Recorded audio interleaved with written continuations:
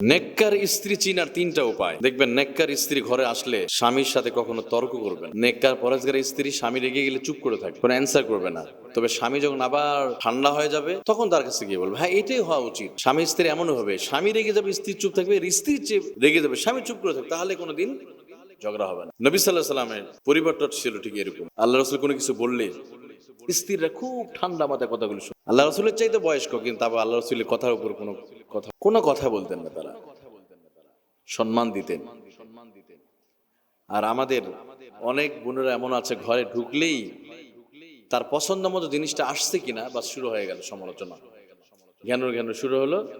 কিন্তু পরেশগার নারী সে কিন্তু ঠিকই এটা করবে, আগে সালাম দিবে, নেককার এসে সালাম দিবে, বসে দিবে, তুমি পানি খাও, তুমি 8 ঘন্টা ডিউটি করে আসছো, চেহারাটা একটু মলিন হয়ে গেছে, তুমি এখানে বসো, তোমার জন্য আমি এক্ষুনি খাবার আনতেছি। রাগ করবে না, চুপ করে থাকবে। কিন্তু বদমেজাজ স্ত্রী এর বিপরীত, আসলেই খসমস করে বলবে, খেলে খাও, না না হলে তুমি না খাও, তোমার ইচ্ছা, মানে কথাটা ভালো করে বলতে পারে না। অথচ রাসূল সাল্লাল্লাহু আলাইহি ওয়াসাল্লাম বলেন, যদি দুনিয়াতে কারো সেজদা করার অনুমতি দিতাম তাহলে স্ত্রীদেরকে স্বামীর জন্য দিতাম, কারণ এই স্বামী আপনাকে চিরদিন মাথায় নিয়ে থাকবে। আপনার বাবা মা সন্তান যত বড় হয়, মেয়েরা তত বোঝা মনে করে, তাড়াতাড়ি বিয়ে করে দিতে পারলেই বেঁচে যায়। বলে তোমার মেয়েরা তো বড় হচ্ছে, এই বোঝা কেমন সহ্য করবো, তাড়াতাড়ি আউট করে দাও, বিয়ে করে দাও। কিন্তু স্বামীরা 40 বছর, 50 বছর, 60 বছর, 70 বছর নিয়ে থাকতেছে আপনাকে, কখনো বোঝা মনে করো না। 10 বছর ধরে সংসার, 40 বছর করতেছেন, কখনো বোঝা মনে করে না স্বামী।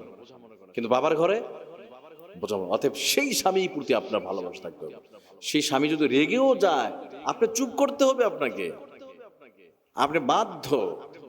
আপনার বাজার, আপনার মার্কেট, আপনার খাবার, আপনার বেঁচে থাকার সব উপকরণ এই মানুষটার মধ্যে হয়, তাহলে কি নুন খেলে একটু গুণ গাইতে হয় না?